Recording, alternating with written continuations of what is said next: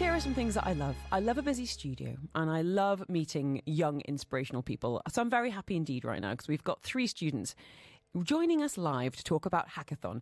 It's been organised by 3 students from Dubai College, 4 high school students here in the UAE, competing on a national level, building what they're calling novel and creative projects using AI tools and technology. With cash prizes, we should point out. We've got Adi, Maha and Rishabh in the studio. Adi, this has been your kind of brainchild a little bit. Can you tell us where the idea and inspiration came to curate this event?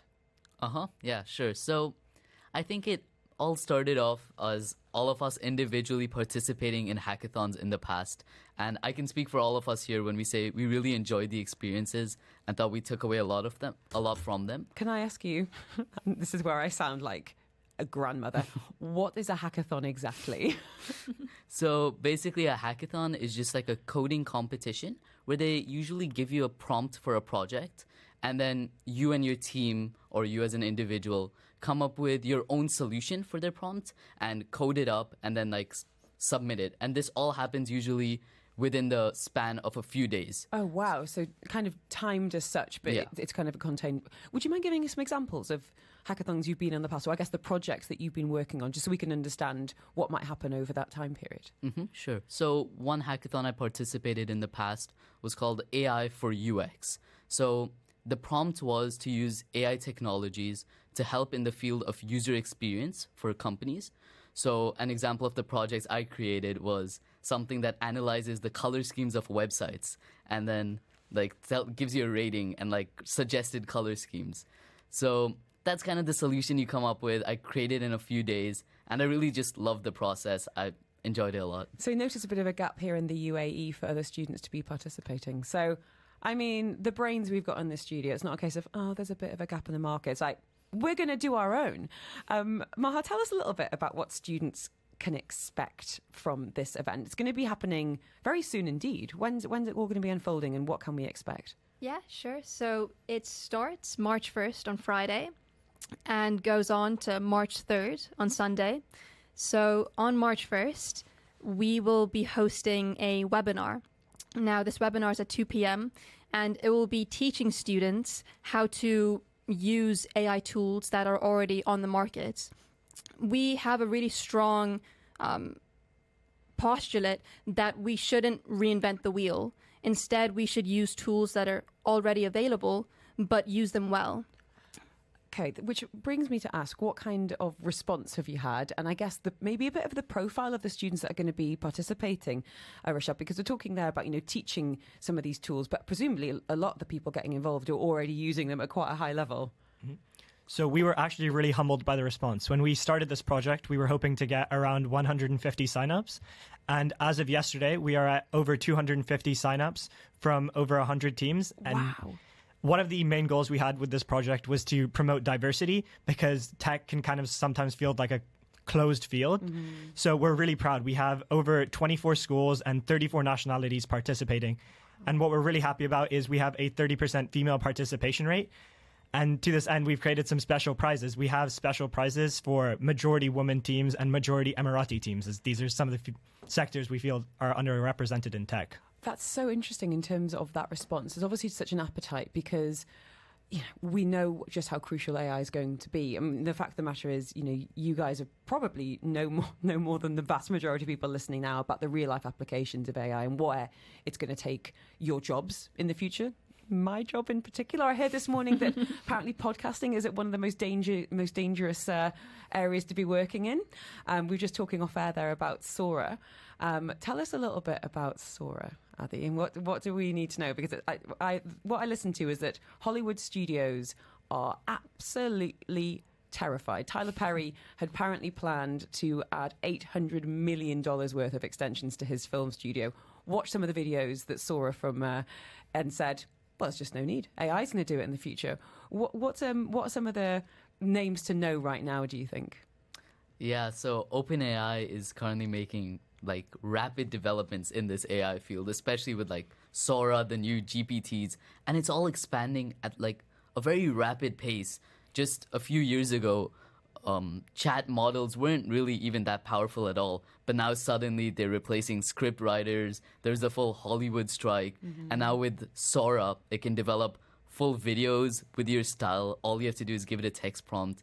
So yeah, I think some people are very concerned about their jobs, as you spoke about. But I think these are just added tools to everyone's kits.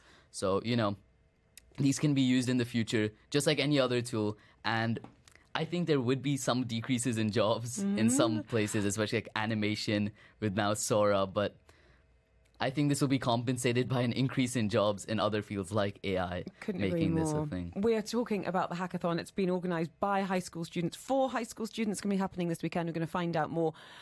It is on waitlist only right now, but I'm kind of curious to find out how the team expect this is going to develop over the next few years. And yes, prizes as well. If you've got a techie team, they want to learn more, you can send me the word tech. I'll send you the websites and you can have a little read of that.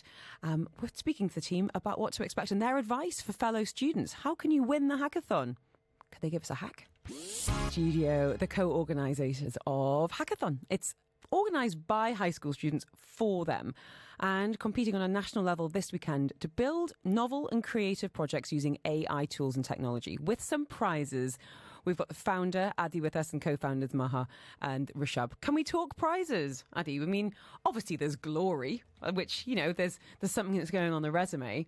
What else is up for grabs this weekend for the takers of the trophies? Well, thanks to our sponsors, ENBD, DIFC, and we're in collaboration with the National Program for Coders. They've all been pitching in, and so currently we have over 10,000 dirhams worth in prizes. So for first place, you can get up to 2,000 dirhams cash, as well as 2,500 dirhams Hail rewards. So that's another one of our sponsors, Hail Education. Okay, I wanted to ask you about the judging, because is this quite a subjective thing, Maha? Who's doing the judging and what are some of the criteria they're going to be looking for this weekend from these projects? So on Sunday, we're planning to judge at the DIFC Innovation Hub. Now, we have 3 judging panels, and the majority of the judges are going to be from our sponsors. So EMBD, DIFC, DMI, HAIL, and the UAE's National Program of Coders. The criteria is on our website, UAE InnovAIte, and it's based on, first of all, of course, the completeness of the solution, because it's all well and good having an idea, but implementing on that idea is just as important. There's also scoring related to the relevance of the prompt, because we want to show a sense of adaptability with certain problems in our world right now. So that's an overview of the judging process, and we're really excited to see the full stack solutions. What about presentation skills? Because you can have the most amazing thing, but if you can't actually deliver and communicate it, is that going to be taken into consideration? Yes, thank you for reminding me. Presentation skills are also a big factor, and during the day and a half they get to work on it online, that's something we really emphasize to work on, because it's fine to have an amazing solution, but unless you can market that solution, then it's not going to go anywhere, unfortunately. There's no point. Rishabh, would you mind explaining a little bit about sample projects? Because if people do want to get ahead of the game, or actually I think it would be really interesting for students and parents to have a look at this, to really get an understanding of what some amazing teens are capable of. Is there anywhere we can go and do that?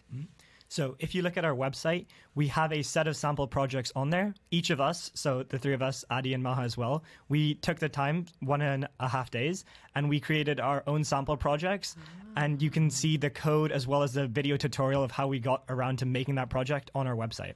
Okay, I need to ask all of you about next steps, because it sounds like, judging first of what you're saying before in terms of response, more than 250 people get, teams involved, wait list now. It sounds like you're onto something here. So Adi, you guys are in year 12 at Dubai College, so heading off to college in a year or so. What's the plan moving forward? Is there a succession plan for Hackathon?